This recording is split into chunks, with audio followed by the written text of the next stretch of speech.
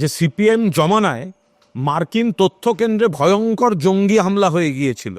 রাইটার্সের কাছে বাংলার all time ভয়ানকতম বৃহত্তম বিস্ফোরণ সিপিএম জমানায় ঘটেছে। নরেন্দ্র মোদী পার্টি ভুলে যাবে নাকি? পুলওয়ামা কি হয়েছিল? অমিত শাহর পার্টি ভুলে যাবে নাকি? এই বিরোধীদের এ বিষয়ে যাবতীয় অভিযোগ সম্পূর্ণ ভিত্তিহীন এবং রাজনৈতিক উদ্দেশ্য প্রণোদিত, মানুষকে বিভ্রান্ত করার একটা অপচেষ্টা।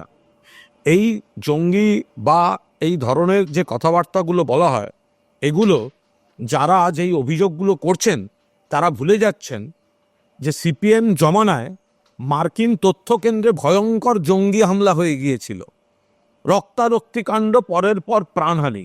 তারা ভুলে যাচ্ছেন লালবাজার এবং রাইটার্স থেকে 100 মিটার দূরত্বে রশিদ খানের আরডিএক্স বোঝাই বাড়ি বিস্ফোরণ হয়ে গেছিল এবং তাতে হতাহত শতাধিক। তারা ভুলে যাচ্ছেন বরানগর থেকে আরডিএক্স বোঝাই ট্রাক উদ্ধার হয়েছিল, যেটা আসামের জঙ্গিদের কাছে যাচ্ছিল। একের পর এক জঙ্গি গতিবিধি বাম জমানায়, সিপিএম জমানায় ঘটেছে।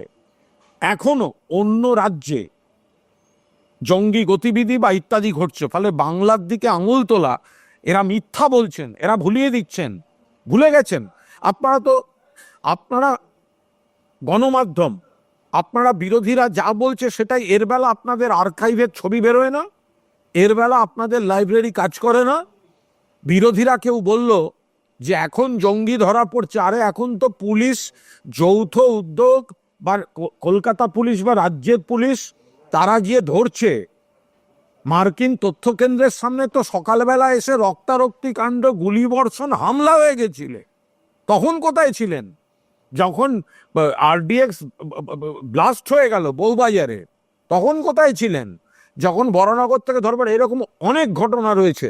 এবং কেন্দ্রের স্বরাষ্ট্র দপ্তরের রাষ্ট্রমন্ত্রী লোকসভা বা রাজ্যসভা সংসদে প্লেস করে বলেছেন স্টেটমেন্ট যে 14টা রাজ্যে জঙ্গিদের গতিবিধি নজরা পড়েছে। 14টা রাজ্য, তার মধ্যে বিজেপি শাসিত রাজ্যও আছে।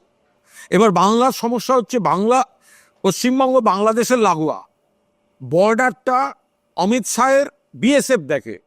তো বিএসএফ ফেল করছে, বাংলাদেশ সীমান্ত থেকে লোক ঢুকছে, সেটা কে ঠেকাতে যাবে?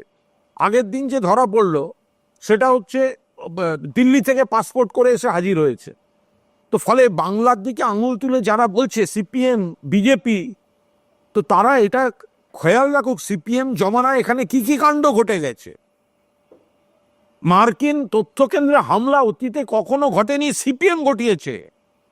বউবাজারে বিস্ফোরণ, রাইটার্সের কাছে বাংলার অল টাইম মানে ভয়ানকতম বৃহত্তম বিস্ফোরণ সিপিএম জমানায় ঘটেছে। এখন বিরোধীদের বলতে লজ্জা করছে না? দেশের কতগুলো জায়গায় এই ধরনের ঘটনা ঘটেছে। পুলওয়ামা কি হয়েছিল? পুলওয়ামা কি হয়েছিল?